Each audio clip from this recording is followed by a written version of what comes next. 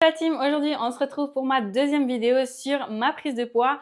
Comme je l'ai évoqué la dernière vidéo, j'ai pris passablement de poids en très peu de temps. Tout ça parce qu'il me manquait un objectif clair, j'étais vraiment plus alignée à mes actes quotidiens, notamment avec l'alimentation et le sport. Et aujourd'hui, on va aborder ce deuxième sujet qui me tient vraiment à cœur parce que je le vois énormément sur les femmes qu'on accompagne, mais aussi les femmes qui nous contactent à la détresse avec des symptômes qui sont vraiment alarmants. Donc oui, clairement, quand on mange mal une certaine période, on peut prendre du poids. Mais comme vous pouvez le voir, je ne suis pas en surpoids. Par contre, j'ai changé un petit peu de silhouette par rapport à peut-être 6 mois en arrière. Mais ce n'est pas dramatique en tant que tel. Ce qui a été plutôt dramatique, c'est vraiment le fait que je mange mal. Ok, alors je me suis quand même bien entraînée parce que j'adore ça et puis que j'ai quand même voulu me dépenser. Je m'entraînais différemment parce que j'avais pas forcément ces mêmes objectifs, mais je me dépensais.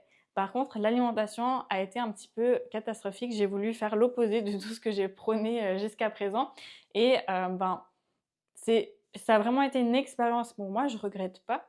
Comme je dis toujours, je suis ma propre étude scientifique.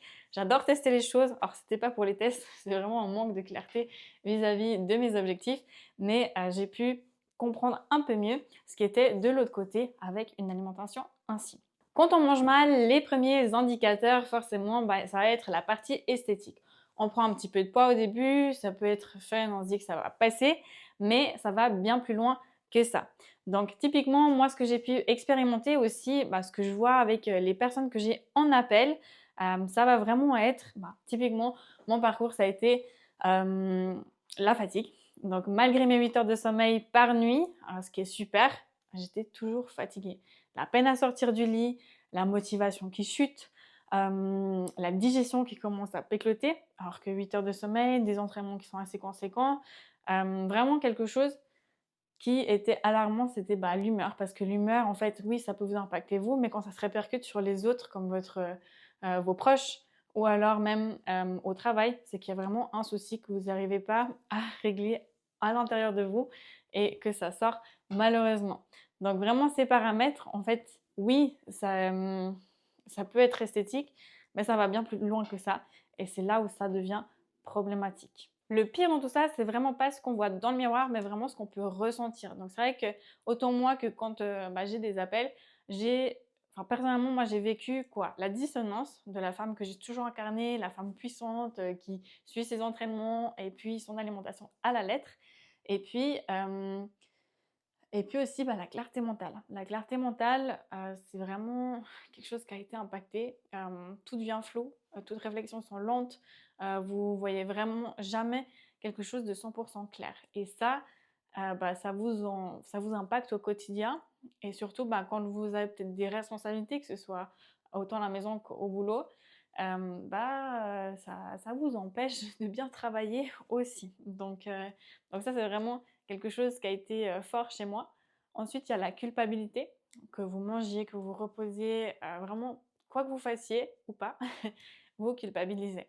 Et ça, automatiquement, ça crée un manque de confiance en soi ou d'estime plutôt de soi. Moi, c'était plutôt l'estime parce que j'ai toujours prôné mes valeurs, mes standards, etc.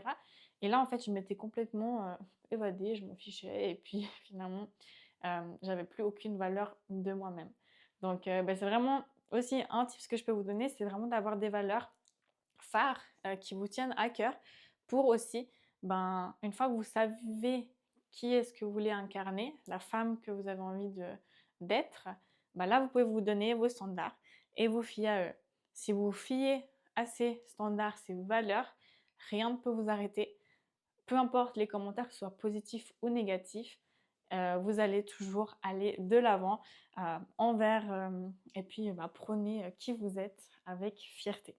Donc c'est vraiment pas une question de perte de poids, mais vraiment des impacts qu'il y a aussi dans le mental et dans notre quotidien en général.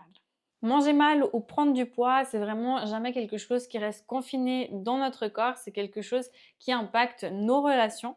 Donc typiquement, moi je me sentais un petit peu moins légitime d'accompagner nos membres. Donc en tant que coach, c'est vrai que je me suis dit, ah purée, je prône, mais là, en fait, je dévie complètement de ce que j'ai toujours fait. Donc voilà, et pourtant, je savais les conséquences, je les ai étudiées, et puis bon, maintenant, je les ai vécues. Donc, je pense que maintenant, je renforce encore plus mes connaissances à ce niveau-là. Mais ça peut aussi s'isoler, on s'isole un peu plus socialement. Ça peut être socialement, ça peut être aussi dans l'intimité avec votre conjoint ou conjointe. Ça peut vraiment impacter énormément de facteurs. Bien évidemment, je suis quelqu'un qui adore l'introspection et j'en ai fait énormément sur cette expérience-là. Et vraiment, quand j'ai compris que mon corps criait l'absence d'un sens, tout simplement, tout a changé. C'était vraiment pas une prise de poids, c'était un signal. Et puis, la solution, automatiquement, non, c'est pas un régime et ça, je vais pas en faire.